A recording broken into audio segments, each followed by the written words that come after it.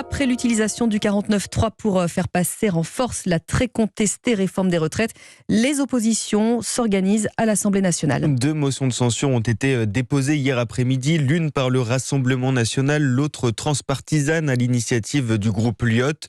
Pour renverser le gouvernement, chaque motion doit rassembler la majorité absolue, soit 287 députés. Alexandre Chauveau, ce sont à nouveau les Républicains qui font l'objet de toutes les convoitises.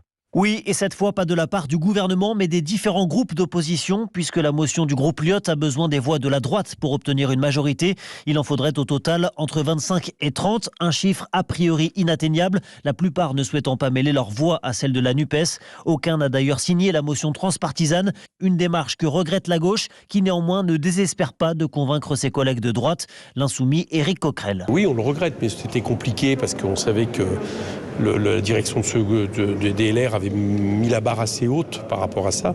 Maintenant, j'espère que le plus grand nombre possible va la voter de façon à ce qu'on mette en insécurité le gouvernement et qu'on montre encore un peu plus qu'il n'a plus légitimité vis-à-vis de cette Assemblée.